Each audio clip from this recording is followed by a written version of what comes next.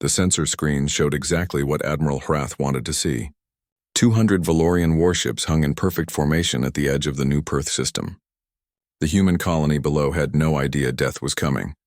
Hrath studied the tactical display with satisfaction. Intelligence reports said the humans kept only a small garrison here. 30 ships at most, probably converted merchant vessels with weapons bolted on. The Valorian Empire would crush this colony in hours, and the upstart humans would learn their place in the galaxy. All ships report ready. Admiral, his communications officer announced. Begin the attack, Hrath ordered. The Valorian fleet surged forward. Their energy weapons could tear through most shields in the galaxy. Their numbers alone should terrify any defender. Humans had only been traveling between stars for 80 years. They were children playing at war. The first human ships appeared on sensors within minutes. Hrath counted them carefully. 28 vessels, just as intelligence predicted. Most looked old and battered. Some were clearly cargo haulers with gun turrets welded to their hulls. A few proper warships scattered among them, but nothing impressive. They are hailing us, Admiral, the communications officer said. Ignore them. Fire when in range. The battle began badly for the humans. Valorian energy beams cut through the first defender, breaking it apart in a flash of atmosphere and metal. 2 more human ships exploded in the opening volley. The remaining vessels scattered, trying to form some kind of defensive line. Hrath allowed himself a thin smile. This would be over soon, but the human ships refused to retreat. Instead, they moved into tighter formation around the planet. Their return fire was surprisingly accurate. Magnetic cannons fired solid metal slugs at incredible speeds. The projectiles punched through Valorian shields like they were not even there. Shields are ineffective against kinetic weapons, the tactical officer reported with alarm in his voice. Then evade and overwhelm them with numbers, Hrath snapped. We have 200 ships. They have less than 30. The Valorian fleet pressed forward. More human ships died, breaking apart under concentrated fire, but they took Valorian vessels with them. Each human ship fought like it had nothing to lose, targeting engines and weapons with precision that should have been impossible for such inexperienced crews. 12 human ships remained when the Valorian fleet reached bombardment range. The human commander, broadcasting on all frequencies now, identified herself as Commodore Rachel Foster. Her voice was calm despite the destruction around her. Valorian fleet, you are attacking a civilian colony. We have sent for reinforcements. Stand down now and there will be no further bloodshed. Hrath laughed. Reinforcements? From where? Your nearest base is 6 days away. This battle will be over in an hour. He ordered the planetary bombardment to begin. Energy beams lanced down toward the colony below. Millions of humans lived there. Hrath felt no pleasure in what came next, but the Valorian Empire needed to send a message. Humans needed to understand they were not welcome in this region of space. The remaining human ships moved into an even tighter defensive formation. They were trying to intercept bombardment fire meant for the planet. It was brave and completely pointless. They would all die, and the colony would burn anyway. Then the sensors went wild. Admiral, I am detecting multiple energy signatures at the system edge, the sensor officer said. His voice shook slightly. How many? 50 contacts, sir. No, wait. Confirmed 50 warships emerging from faster-than-light travel. Hrath stared at the tactical display. 50 new ships had appeared in perfect formation. These were not converted cargo vessels. These were purpose-built warships, each one larger than his own flagship. Their hulls gleamed with advanced armor. Their weapon ports bristled with enough firepower to glass a planet. Impossible, Hrath whispered. Our intelligence said the humans had no major fleets in this sector. The newcomers did not bother with warnings. They simply opened fire. Human missiles streaked across the distance, hundreds of them, each one carrying explosive warheads. The Valorian shields, designed to stop energy weapons, did nothing against the physical impacts.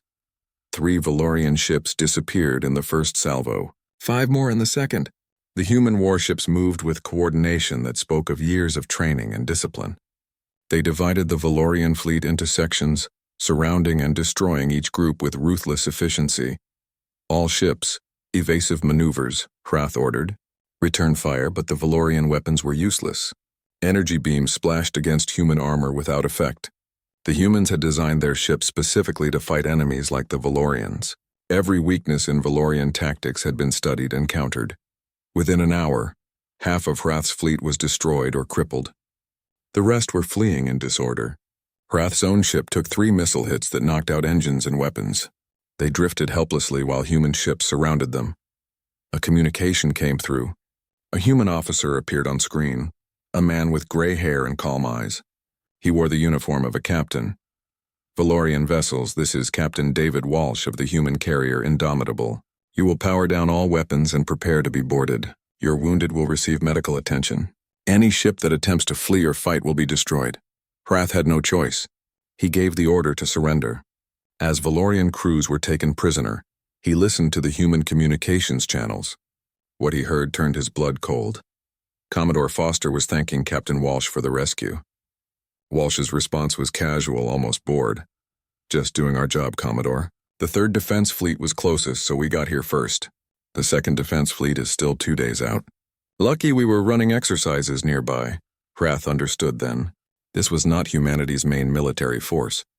This was not even an attack fleet. This was just one of their defensive units designed only to protect colonies, and they had crushed 200 Valorian warships like insects. As he was led away to captivity, Hrath wondered what horrors humanity kept hidden. If this was just a defense fleet, what did their actual attack forces look like? The thought haunted him as his ship was towed away by human vessels that seemed to grow larger and more threatening with every passing moment. The emergency council chamber on Valoria Prime had never been so crowded. Chancellor Drix looked at the faces around the massive circular table and saw fear. Every military leader, every intelligence director, every advisor who mattered was here. They had called this meeting within hours of receiving Admiral Hrath's final transmission. "Show them," Drix said quietly. Intelligence Director Vorn activated the holographic display. Battle footage played above the table. Valorian ships burning. Human missiles tearing through formations that had conquered dozens of worlds. The assembled leaders watched in silence as 200 proud warships were reduced to wreckage in less than 2 hours. "This is what we know," Vorn began. "The humans call the force that defeated Admiral Hrath the 3rd Defense Fleet. Our analysis suggests this is only one of many such units. We have intercepted communications referencing 1st Defense Fleet, 2nd Defense Fleet, and others. Each appears to be assigned to protect specific human colonial territories." "How many defense fleets do they have?" someone asked. "We estimate at least 7, possibly more." The room erupted in worried murmurs. Drix raised one hand for silence. "Continue." Vorn pulled up more data. "Our intelligence failure was catastrophic. We believed humans were technologically inferior because they still use primitive kinetic weapons instead of energy beams. We thought their ships were outdated because they lacked the exotic matter generators most civilized species use. We were wrong on every count." The display showed close-up footage of human warships. Their armor was layered with materials designed to absorb and disperse energy weapons. Their shields were specifically calibrated to stop physical projectiles traveling at near-light speeds. Every system was designed with redundancy and simplicity that made them incredibly hard to disable. "Human weapons are not primitive," Vorn continued. "They are practical. A missile does not care about shield frequencies. An explosive warhead does not lose effectiveness over distance like an energy beam. The humans built their entire military doctrine around countering the standard galactic approach to warfare. They studied us and they built weapons we cannot defend against." Defense Minister Court, a grizzled veteran of 30 campaigns, spoke up. "We need to understand the full scope of their military. If 7 defense fleets exist, what else do they have?" Vorn's expression darkened. "That is what terrifies me. We captured some human communications during the battle. The officers spoke casually about training rotations, supply logistics, and fleet maintenance schedules. The infrastructure required to support 7 full defense fleets is enormous, but that is not all." He pulled up new images. They showed massive orbital facilities around Earth and several human colony worlds.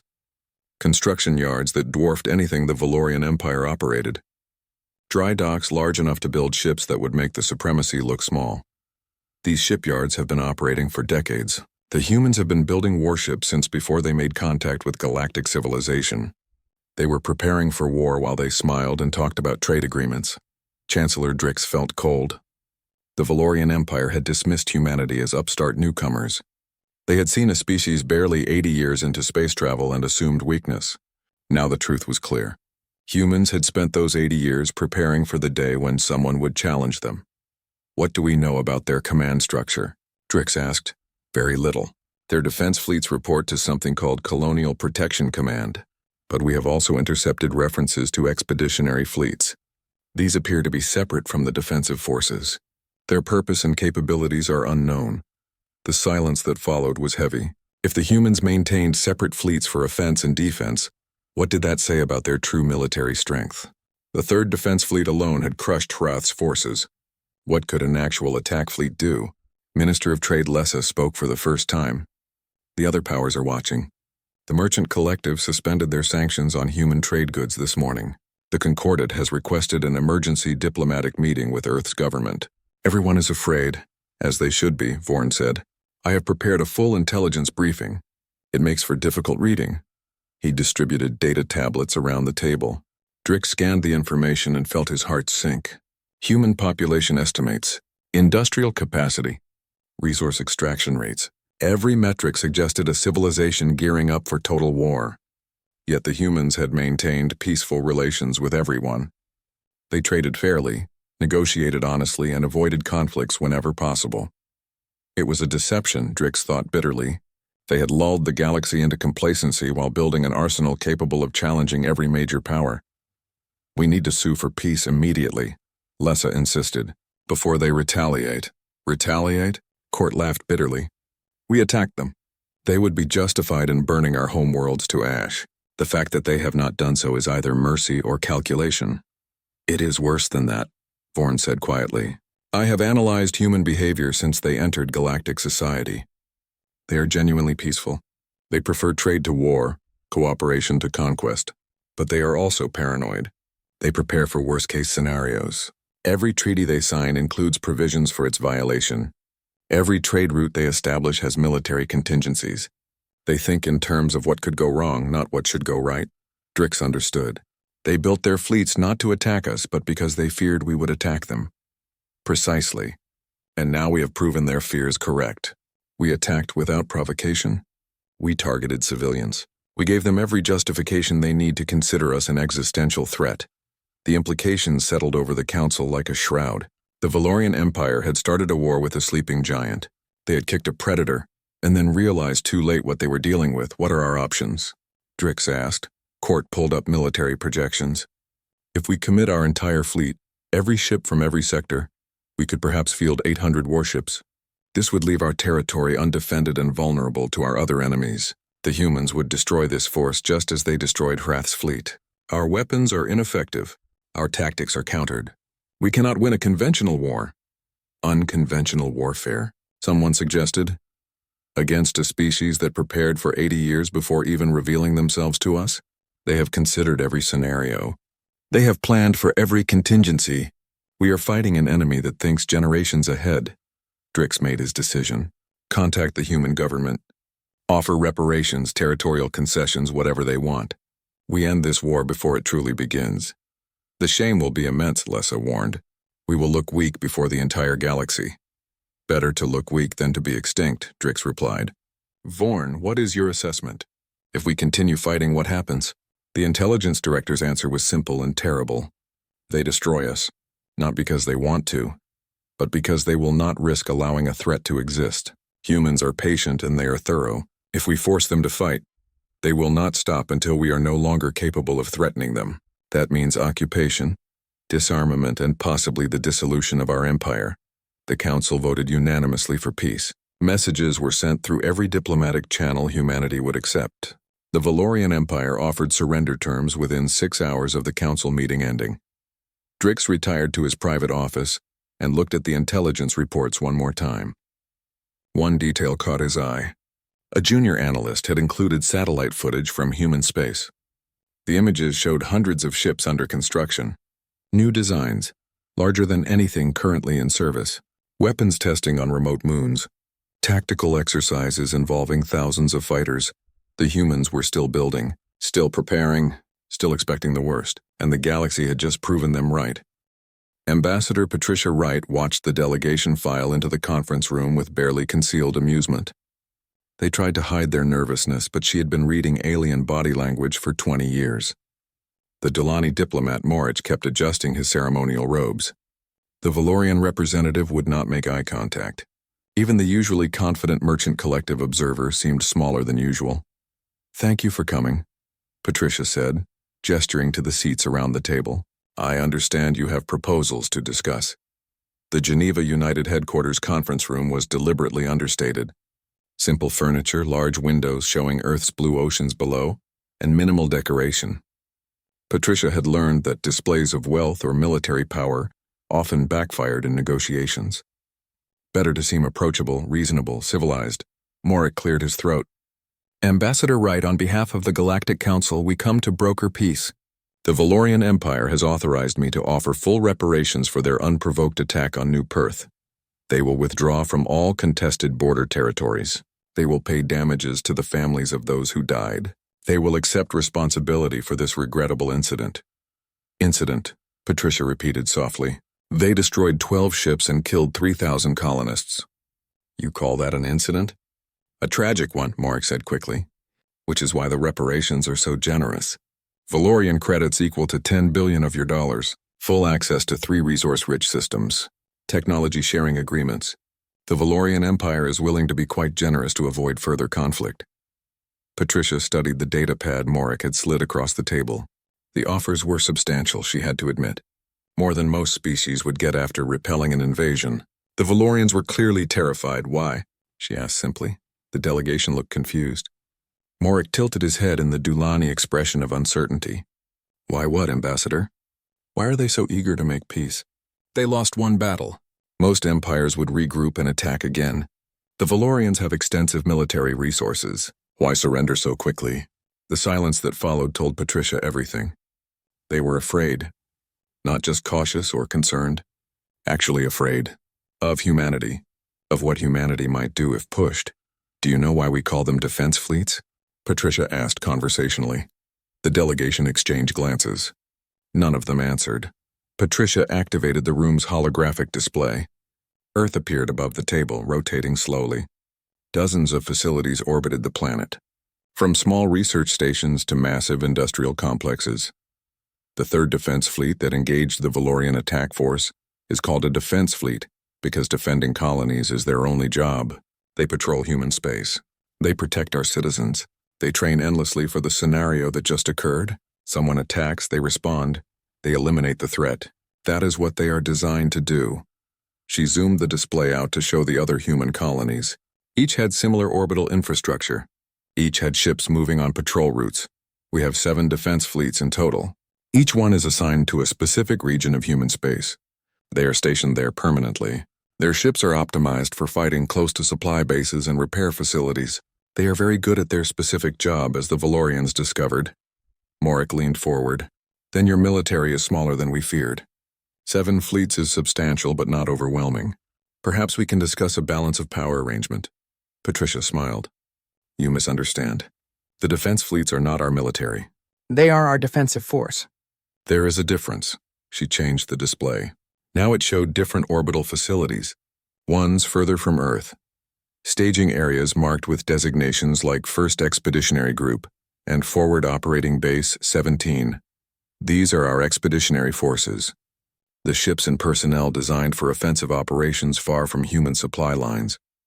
They are built differently, trained differently, and equipped for entirely different missions than the defense fleets.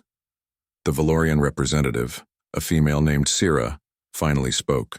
Her voice was barely a whisper. "How many expeditionary fleets do you maintain?" 5 full expeditionary fleets, each comparable in size to our defense fleets, plus various specialized units for reconnaissance, rapid response, and strategic operations. Then there are the reserve fleets, the training squadrons, and the ships in long-term storage that can be activated if needed.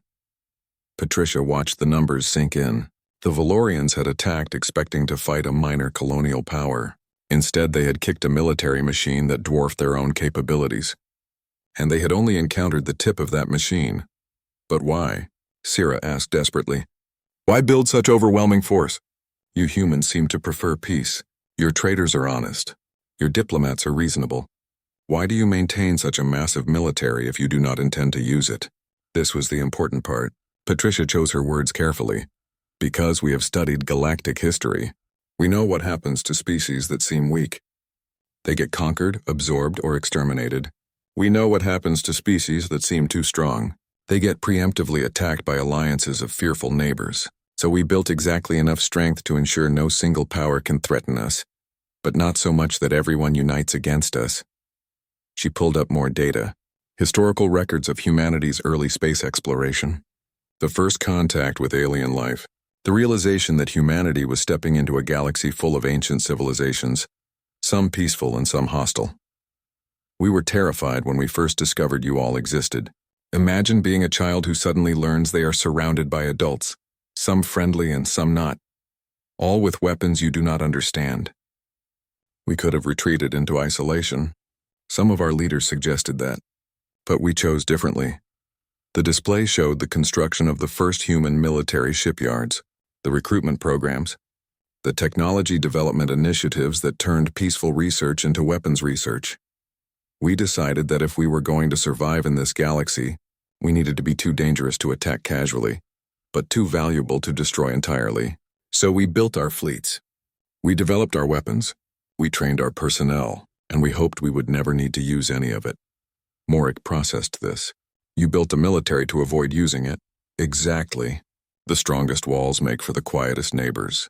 If everyone knows attacking us will cost more than they can gain, they will choose trade instead. If everyone understands we can defend ourselves, they will respect our borders. It is basic deterrent strategy. Patricia closed the displays and looked at each delegate in turn. The third defense fleet that fought at New Perth is 12 years old. Those ships are practically antiques by our current standards. We keep them in service because they work and our crews know them well. But they are not our frontline vessels. Not even close. The implications of that statement hung in the air. If outdated defensive ships could destroy a major Valorian fleet, what could humanity's newest warships do? What could their expeditionary fleets accomplish if they were ever fully deployed? We accept your peace offering, Patricia said. The reparations are adequate. The territorial concessions are acceptable. But I want you to take a message back to your governments, all of your governments. She stood, and the delegates instinctively stood as well. Patricia moved to the window and looked down at Earth below. Humanity wants peace. We prefer cooperation to conflict. We would rather build trade relationships than battlefield victories. But we are prepared for war in ways you are only beginning to understand. We have spent 80 years getting ready for the worst-case scenario. Do not make us prove how thorough our preparations have been. Morik bowed in the Dulani fashion. The message will be delivered, Ambassador. May I ask one more question? Of course. Your first expeditionary fleet, the one that represents your strongest offensive capability, has it ever been deployed at full strength? Patricia turned back to face them. Her smile was cold. No, we have never needed to. I pray to whatever gods might listen that we never do. The delegation left quietly. Patricia remained by the window, watching orbital traffic move around Earth. Cargo ships, passenger liners, and yes, military vessels. Always the military vessels patrolling and watching and preparing. She had told the truth. Humanity wanted peace, but peace only lasted when everyone was too afraid to break it. Chancellor Drix had made many mistakes in his long career, but none as catastrophic as this. Reports flooded his desk about the Galactic Council meeting, about how Ambassador Wright had calmly explained that the defense fleets were just the beginning, about expeditionary forces that had never been fully deployed, about weapon systems that made the Third Defense Fleet look outdated. But Drix was a politician, and politicians understood one thing above all else. Perception mattered more than reality. The Valorian Empire looked weak now. They had attacked and been humiliated. If he sued for peace after one defeat, every minor power in the sector would see opportunity. Pirates would raid their borders. Rivals would seize disputed territories. The empire would collapse not from military defeat, but from the appearance of weakness. So he made his choice. The Valorian Empire would attack again. They would commit everything, their entire military strength. 600 warships, including the Supremacy, the massive dreadnought that served as the pride of their fleet. They would hit the furthest human colony, the one most distant from Earth's protection, and they would win or they would die trying. The planning took 3 weeks. Every available ship was pulled from patrol duties and border stations. The Valorian economy was strained to breaking point supplying this armada. But Drix had convinced the military commanders that one overwhelming victory would force humanity to negotiate seriously. The humans would see that continued war would be costly for both sides. Admiral Harath had tried to warn them from his prison cell. He sent messages explaining what he had seen: the efficiency of human ships, the precision of their tactics, the calm professionalism of their crews. No one listened. Harath had failed because he was incompetent, they said. A proper Valorian fleet with proper leadership would succeed where he had stumbled. The target was New Horizon, a mining colony at the edge of human space. Intelligence reported minimal defenses. Perhaps one defense fleet unit at most, and probably not even their best ships. The distance from Earth meant reinforcements would take days to arrive. The Valorians would have time to destroy the colony, leave a message about the cost of defying the Empire, and retreat before serious opposition arrived. The fleet assembled in secret, far from prying censors. 600 ships, the largest battle force the Valorian Empire had ever deployed. Enough firepower to crack a planet's crust, enough soldiers to occupy a dozen worlds. It was overwhelming force applied to ensure victory.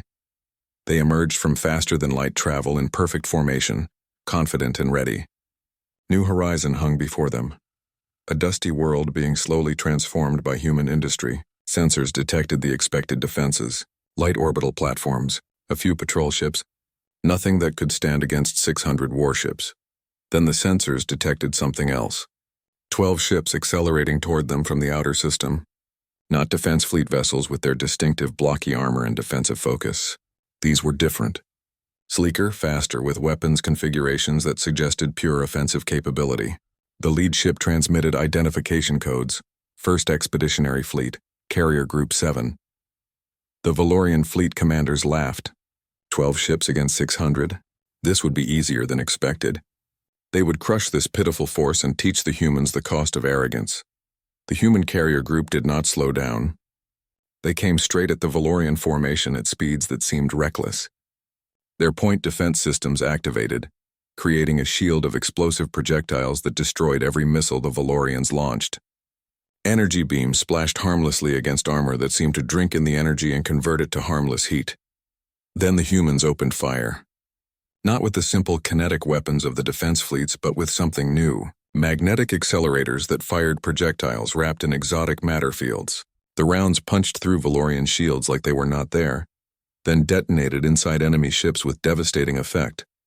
3 Valorian destroyers simply ceased to exist in the first salvo, 5 more in the second. The human ships moved through the Valorian formation like sharks through a school of fish, their weapons firing with mechanical precision. Every shot found a target. Every target was destroyed or disabled. The Valorian fleet tried to overwhelm them with numbers. 50 ships surrounded one human carrier, firing from all angles. The carrier's defensive systems engaged. Small fighter craft launched from its bays, each one piloted by humans who flew with impossible skill.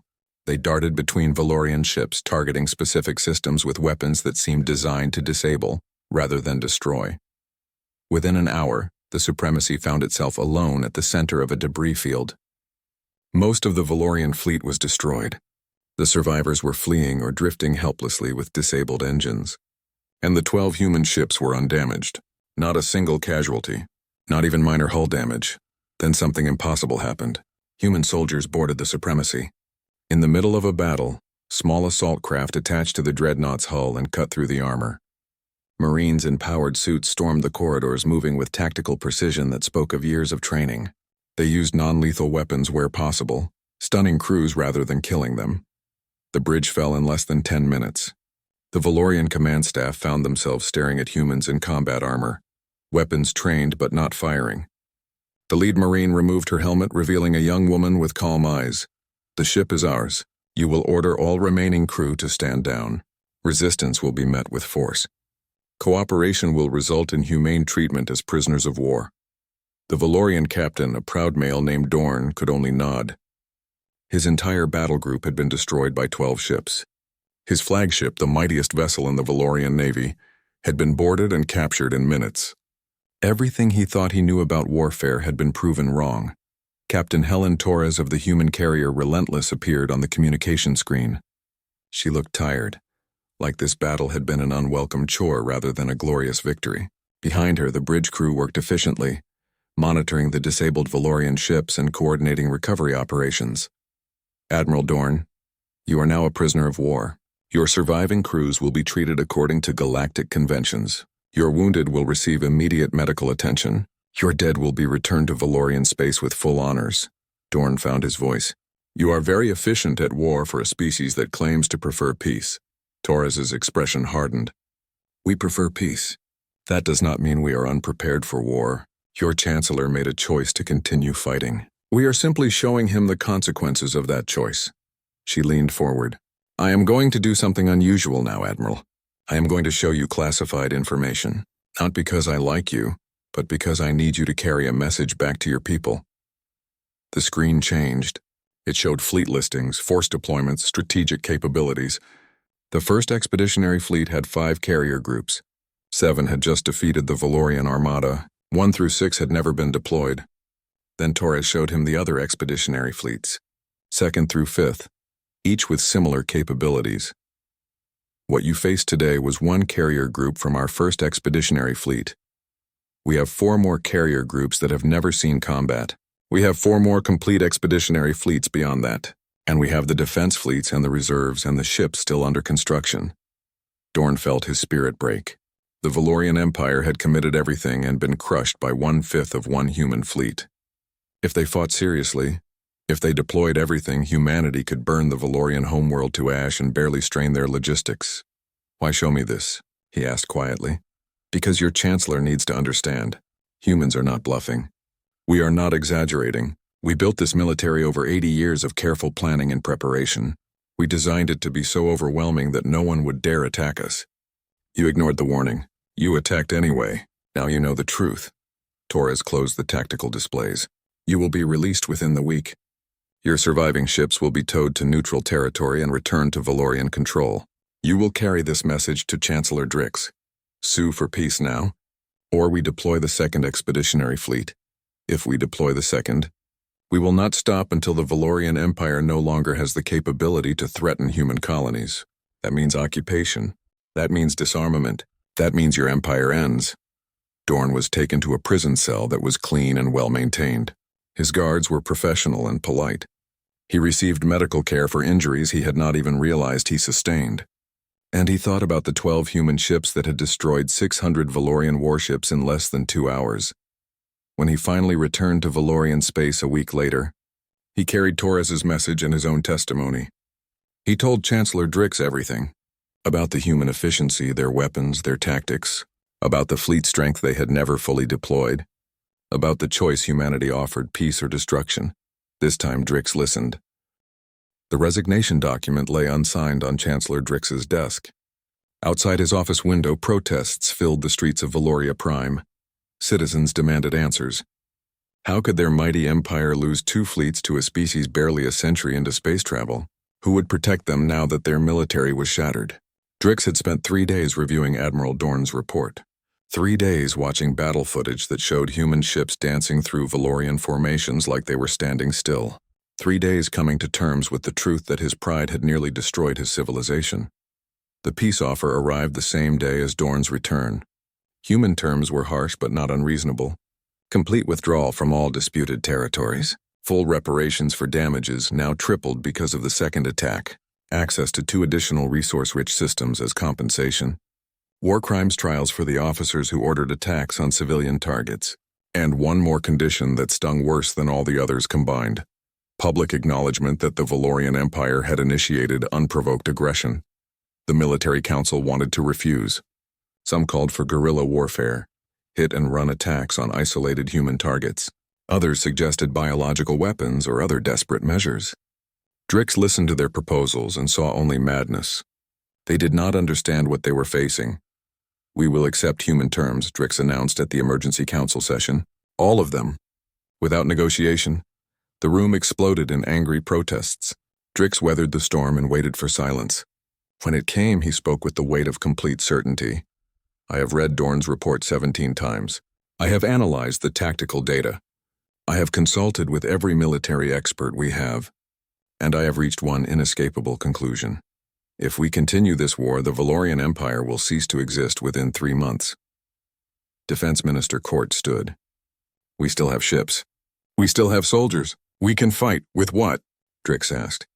We committed 800 of our best warships in 2 battles. Less than 100 survived. The humans destroyed the rest with minimal losses. They used 1 defense fleet unit and 1 carrier group. They have 12 more carrier groups and 7 defense fleets they have not deployed. The mathematics are simple. We cannot win. He pulled up the footage of human Marines boarding the Supremacy, young soldiers moving with perfect coordination through corridors designed to be defensible, using non-lethal weapons when possible, switching to lethal force only when necessary, capturing the most powerful warship in Valorian space in less than 10 minutes. Look at them. Really look. These are not conscripts or inexperienced recruits. Every human soldier, every pilot, every officer has been trained to a standard we can barely imagine. They practice boarding actions. They drill for every scenario. They are professional in ways our military has never been. Court sat down slowly. The fight went out of him as he truly absorbed what the footage showed. Drix continued. The humans did not want this war. They tried diplomacy first. They offered reasonable terms after our first attack. We rejected peace and attacked again. Now they have shown us what they are capable of. We should be grateful they are still offering surrender terms instead of simply destroying us. The shame will be enormous, someone muttered. Better shame than extinction, Drix replied. I will resign after the peace treaty is signed. The Empire will need new leadership. Someone not tainted by this disaster. But before I go, I will ensure we never make this mistake again. The vote was unanimous. The Valorian Empire would accept human peace terms without conditions. Messages were sent through every diplomatic channel. Within hours, human representatives arrived to begin negotiations. The treaty signing took place on a neutral station. Ambassador Patricia Wright represented humanity. She was professional and courteous, but Drix could see the steel beneath her diplomatic manner. This was a woman who had watched human colonies burn and now held his civilization's future in her hands. The Valorian Empire accepts full responsibility for initiating hostilities. Drix read from the prepared statement. We acknowledge that our attacks were unprovoked acts of aggression. We commit to full reparations and territorial concessions as outlined in the treaty. We pledge to maintain peaceful relations with humanity and all galactic civilizations going forward. The words tasted like ash, but they were true. Everything was true. The Valorians had started this war through arrogance and ignorance. They had paid the price for their mistakes. Patricia signed the human copy of the treaty. The war is over. Humanity accepts Valorian surrender and pledges to honor the terms of this agreement. Prisoners of war will be returned within the month. Human forces will withdraw from Valorian space immediately. Trade relations can resume once reparations begin. It was done. The shortest war in Valorian history was over. 2 battles, 2 crushing defeats, and complete capitulation. Historians would write about this for generations. Military academies would study how the Valorians lost so badly so quickly, and everyone would learn the same lesson. Never underestimate humanity. But something else happened in the following weeks that surprised everyone. Human merchants returned to Valorian space not as conquerors but as traders. They offered favorable rates on goods the Valorian economy desperately needed. They shared medical technology to help treat injured soldiers. They even provided humanitarian aid to colonies suffering from supply shortages caused by the war. Drix met with Ambassador Wright one final time before his resignation took effect. They sat in a quiet garden on the neutral station, drinking tea from Earth and speaking like colleagues rather than enemies. Why help us? Drix asked. You won. You could demand anything. Instead, you offer assistance. Patricia considered her answer carefully. Because we understand something your empire has forgotten. Today's enemy might be tomorrow's ally. We did not want this war. We took no pleasure in destroying your fleets. We did what was necessary to protect our people, nothing more. You showed remarkable restraint. Your Marines could have killed everyone aboard the Supremacy. They chose not to. We kill only when we must. Every life taken is a tragedy, even enemy lives. Our soldiers are trained to minimize casualties while achieving objectives. It is harder that way, more dangerous for them, but it is who we are. Drix looked at this human woman who represented a species that had terrified his entire civilization. She seemed so ordinary, so reasonable. Yet behind her stood the most powerful military force the galaxy had seen in living memory. How did you do it? He asked. How did you build such strength in just 80 years? Patricia smiled sadly. Fear, Chancellor. We were afraid from the moment we discovered we were not alone, afraid of the ancient civilizations surrounding us, afraid of the wars we saw in galactic history, afraid that one day someone would decide humanity needed to be conquered or destroyed. So we prepared. We built weapons and trained soldiers and developed tactics. We spent 80 years getting ready for the worst possible scenario. And we gave you that scenario. Yes. And now the galaxy knows what happens when humanity is threatened. Every species is doing the same calculation you did. They are measuring their militaries against ours and realizing the cost of aggression. Do you know what that means? Drix thought about it. Peace. Real peace enforced by fear. Enforced by reality, Patricia corrected. Peace through strength is not ideal. We would prefer peace through mutual respect and cooperation. But the galaxy does not work that way. Not yet. So we built enough strength to make peace the only logical choice. Does it work? Look around. The war is over. Trade is resuming. No one else is threatening human colonies. Fear brought peace, and maybe in time peace will bring genuine friendship. She stood to leave.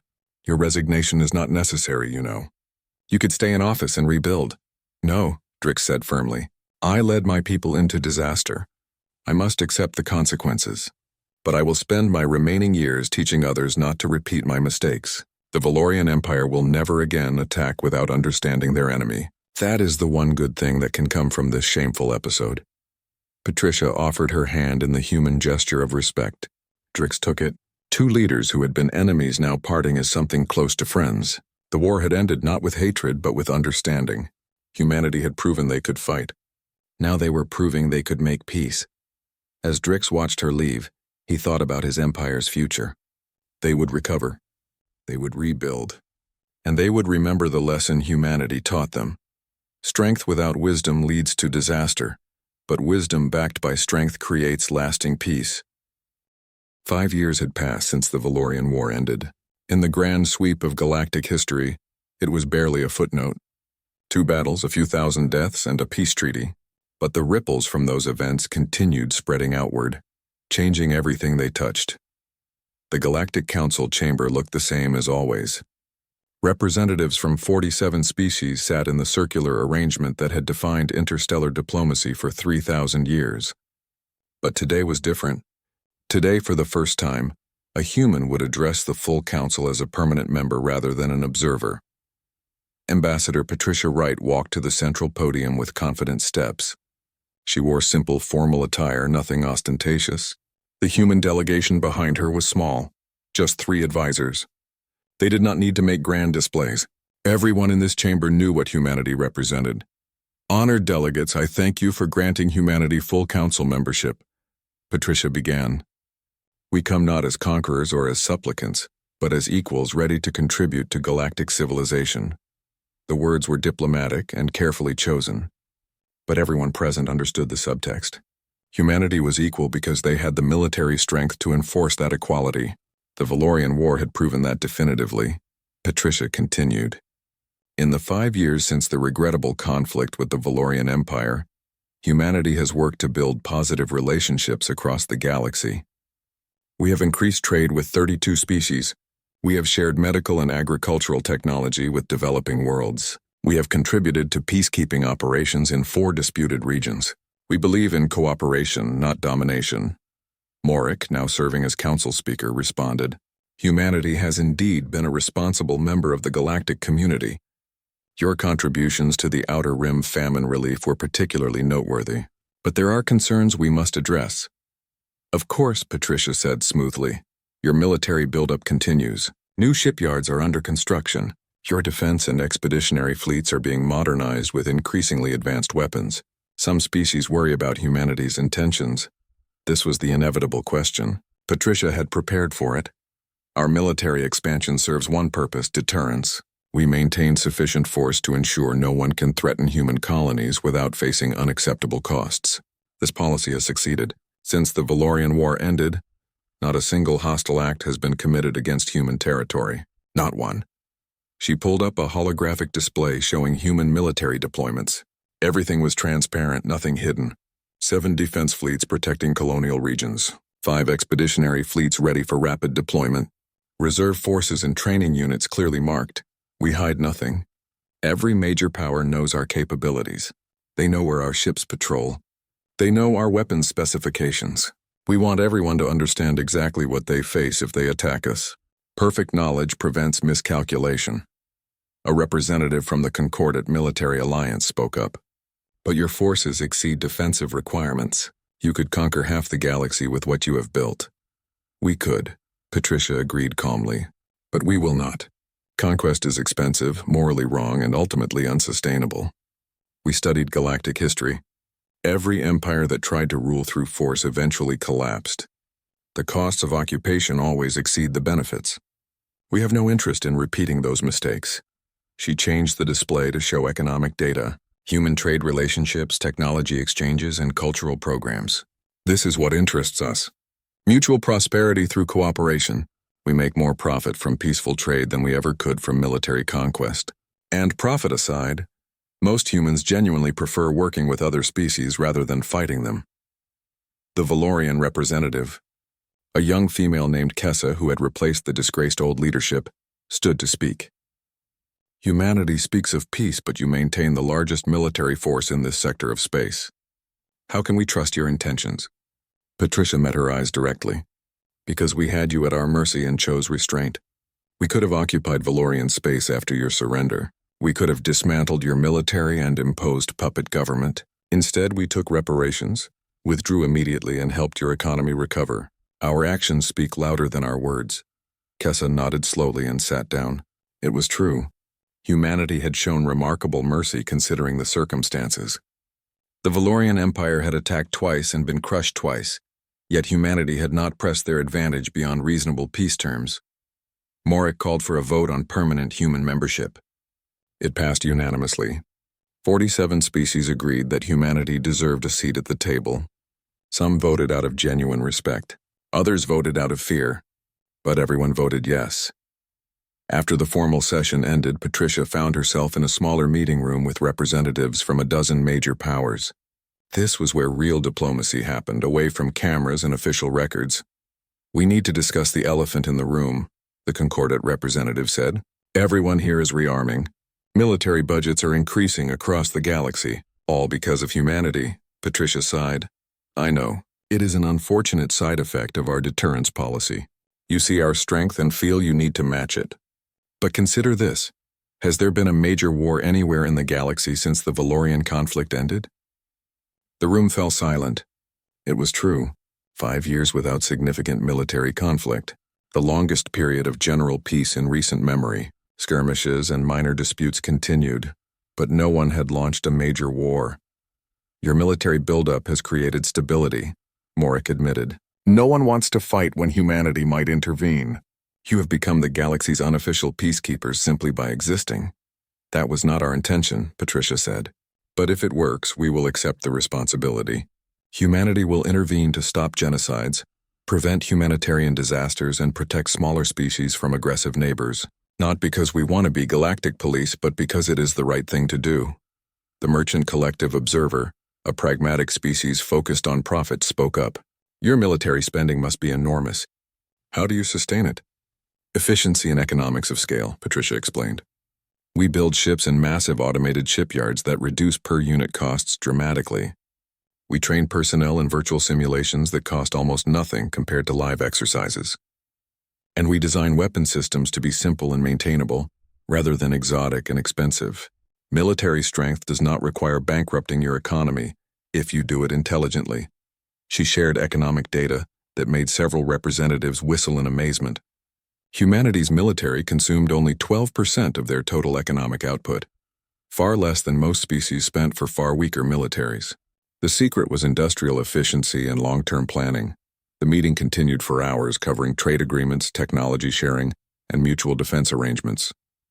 By the end, several species had signed preliminary agreements to purchase human-designed weapon systems, not to fight humanity but to protect themselves from other threats. Patricia returned to Earth tired but satisfied. She met with the Human Defense Council to brief them on the Galactic Council session. They accepted us, but they are afraid, she reported. Every species is increasing military spending to match our capabilities. We have started an arms race. Admiral Hrath, now released from prison and working as a consultant for human intelligence, had been invited to the meeting. He spoke with the authority of someone who had learned hard lessons. They are afraid because they finally understand what you prepared for. But Ambassador Wright is correct. The fear has brought peace. My own empire has not fought a single military engagement since we surrendered to you, because now everyone knows the cost. General Ramirez, commander of the Expeditionary Fleet Command, asked the question everyone was thinking. How long can we maintain this? How long before someone challenges us just to prove they can? Patricia considered her answer. Potentially forever. As long as we remain strong enough to deter aggression, but reasonable enough to work with. As long as we use our strength to protect rather than conquer. The moment we abuse our position, the galaxy will unite against us. But if we stay true to our principles, we can maintain peace through strength for generations. She pulled up one final piece of data, an intelligence report showing conversations intercepted from a remote species far from human space. They were discussing whether to attack a neighboring civilization. The decision came down to one factor: what would humanity do? They concluded that humans would probably intervene, so they chose diplomacy instead. This is what we built, Patricia said. A galaxy where aggression is no longer the first option, because everyone knows humanity is watching. It is not perfect. It requires constant vigilance and occasional demonstrations of force. But it works, Admiral Hrath nodded. I teach military history now at the Valorian Academy. My students always ask the same question. What is humanity's true military strength? They want to know the full size of your fleets, the full capability of your weapons, and I tell them the same thing every time. What do you tell them? Ramirez asked. I tell them it does not matter. Whether humanity has 5 expeditionary fleets or 50, whether your newest weapons are twice as powerful as what we faced or 10 times as powerful, the answer is the same. Humanity is too strong to challenge directly, so do not challenge them. Work with them instead. Patricia smiled. That is the lesson we wanted the galaxy to learn. We built overwhelming force not to use it, but to make its use unnecessary. The Valorian War was tragic. Thousands died, but their sacrifice taught the galaxy a lesson that has saved millions of lives in the 5 years since. The meeting adjourned. Patricia stood by the window looking at Earth's orbital infrastructure. Shipyards building the next generation of warships, training facilities preparing the next generation of soldiers, research stations developing the next generation of weapons. The military machine continued growing, always preparing, always ready. But down on Earth itself, life went on peacefully. Children played in parks, artists created beauty, scientists pursued knowledge, all protected by the shield humanity had built around itself. Admiral Hrath joined her at the window. Do you ever regret building such power, knowing that you terrify half the galaxy? Patricia thought about the question seriously. Every day. I wish we lived in a universe where military strength was unnecessary, where species cooperated out of shared values rather than shared fear. But we don't live in that universe. We live in this one. And in this universe, the strong survive and the weak perish. So we chose to be strong, not because we wanted to, but because we had to. And now that you are the strongest, now we try to be worthy of that strength. We use it to protect the weak and deter the aggressive. We share our prosperity and help others grow. And we pray that someday the galaxy will be peaceful enough that we can finally disarm. But until that day comes, we keep building. We keep training. We keep preparing. Because the moment we let our guard down, someone will test us, and we cannot allow that test to succeed. Far away in the Valorian Academy, a young cadet raised her hand in Admiral Hrath's class. Professor, one more question. If humanity ever deployed their full military strength, if they committed everything to total war, could anyone stop them? Hrath looked at his students and saw the fear in their eyes, the same fear he had felt watching 12 human ships destroy 600 Valorian warships, the same fear that now kept the entire galaxy peaceful. No, he answered simply. If humanity ever went to total war, no single power could stop them. Possibly not even an alliance of powers. That is why we must never give them reason to. That is why peace is not optional. It is survival. The class sat in thoughtful silence. They were learning the most important lesson military history could teach. Some battles cannot be won. So the wise commander never fights them at all.